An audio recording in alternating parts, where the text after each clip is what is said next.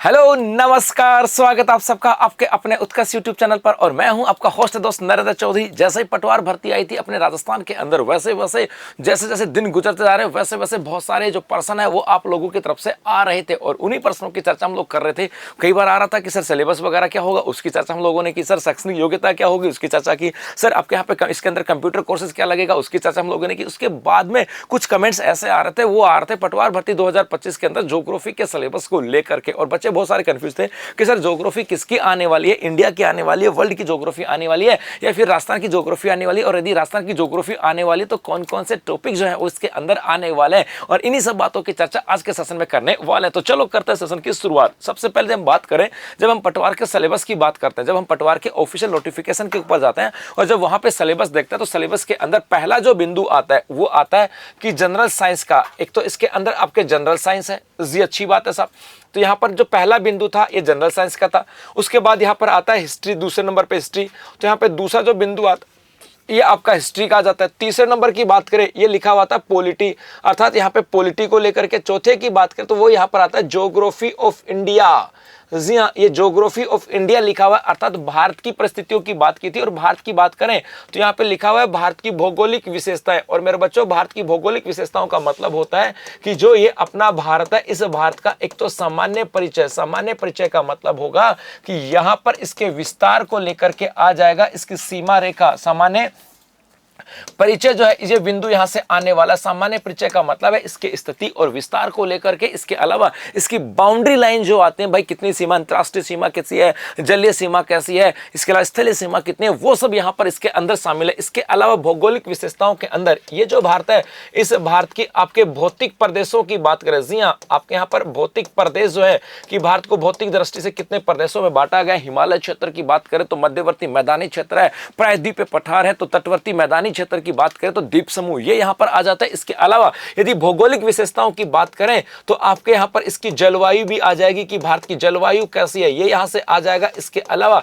यहां पर थोड़ा सा आपको अपवाह तंत्र की बात करें, ये भी याद रखना पड़ेगा, क्योंकि भौगोलिक विशेषताओं के अंदर वहां की भौगोलिक दृष्टि से कौन कौन सी विशेषताएं आती है। तो भौतिक प्रदेश है, जलवायु की बात करें ये भी पढ़ना होगा, भारत की जलवायु कैसी है, भारत के अंदर मानसून की बात करें, ऋतुएं पढ़नी होंगी, और साथ साथ नदियों की और झीलों की बात करें, ये आपके यहां से आती है। ये भौगोलिक परिदृश्य है, ये आपके भौगोलिक परिदृश्य है, और इस भौगोलिक परिदृश्य के अंदर ये आपको ध्यान में रखना होगा। इसके अलावा पर्यावरणीय एवं पारिस्थितिकी परिवर्तन की बात करें, अर्थात भारत के अंदर जो आपके वनों का चैप्टर वो यहाँ पर पढ़ना होगा। इसके अलावा अपने यहाँ पर जो अभ्यारण्य का चैप्टर आ जाता है, या वन्य जीव संपदा की बात करें, वन्य जीव संपदा ये भी आपको यहाँ से पढ़नी होगी। तो भारत का सामान्य परिचय, भौतिक प्रदेश की बात करें, जलवायु की बात करें, नदियों की बात करें, झीलों की बात करें। इसके साथ साथ थोड़ा सा यदि आप पढ़ सकते हो तो मिट्टी वाला चैप्टर भी पढ़ लेना, क्योंकि मामला बिगड़ सकता है। वैसे जरूरत नहीं पड़ेगी, ये तो आपको पढ़ना ही पढ़ना। इसके अलावा वन एवं अभ्यारण्य की बात करें, ये आपके यहाँ से आता है। जो इसकी जो आपके यहाँ पे लिखा हुआ पर्यावरणीय एवं पारिस्थितिकी परिवर्तन, तो पर्यावरणीय परिवर्तन से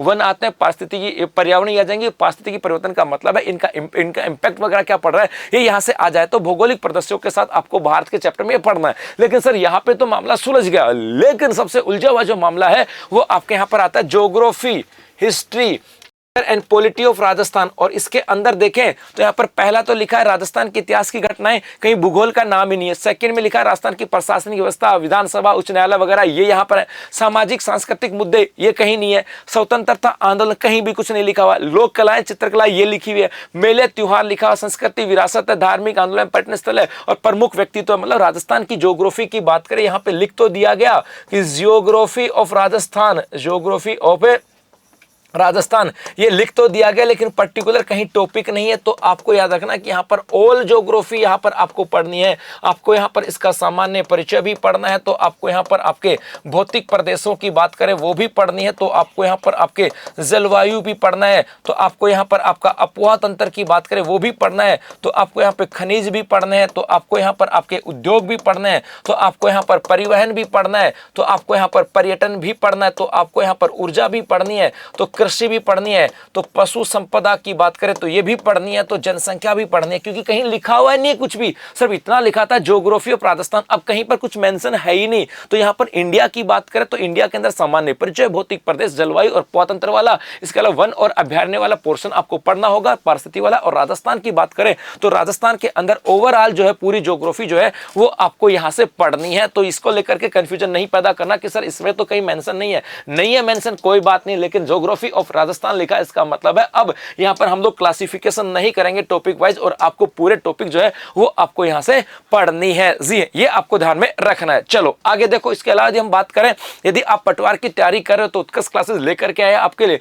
60 दिनों की रणनीति पटवार टारगेट बैच 2025। जी हां, अगले 60 दिनों के अंदर कैसे आप पटवार के एग्जाम को क्रैक कर सकते हो, इसके लिए लाइव फ्रॉम क्लासरूम बैच है जो स्टार्ट हुआ है आपके 1 मार्च से, जिसकी फीस जो है वो मात्र आपके 1500 रुपए और 2500, स्टैंडर्ड की फीस है 1500 रुपए और प्राइम की फीस है 2500 रुपए। लेकिन अर्ली बर्ड ऑफर की बात करें, वहां पर आपको दिया जा रहा है, यदि आप कोर्स खरीदते हो तो पटवार कूपन कोड यदि अप्लाई करते हो तो आपके यहां पर 500 रुपए आपके यहां पर आपके हो जाएंगे छूट, या कहें 500 रुपए हो जाएंगे कम। तो यहां पर स्टैंडर्ड कोर्स होगा वो मात्र होगा 1000 रुपए में, और प्राइम कोर्स की बात करें वो होगा 2000, जहां पर आपको घर बैठे नोट्स भी मिलेंगे। तो अगले 60 दिन आपके पास है अपनी दुनिया को बदलने के लिए, अपनी दशा और दिशा को बदलने के लिए, और वो जो है उसके लिए आपके लिए पटवार टारगेट बैच जो है 100% रामबाण साबित होगा, जहां पर हमारी एक्सपीरियंस फैकल्टी अगले 60 दिन के अंदर पूरी रणनीति के साथ आपके साथ कंधे से कंधा मिलाकर के खड़े हैं। जी हां, और अब कुछ अंतिम घंटे ही यहां पर बचे, मतलब अब अंतिम समय, उसके बाद मत करना कि सर वापस से फीस बढ़ गई है। तो इस बैच के अंदर हमारे जो योद्धा हैं वो आपके साथ खड़े हैं कंधे से कंधा मिला करके। अब आपकी जिम्मेदारी है, अब आपकी बारी है कि आपकी तैयारी कैसी है। अभी के लिए इतना, धन्यवाद।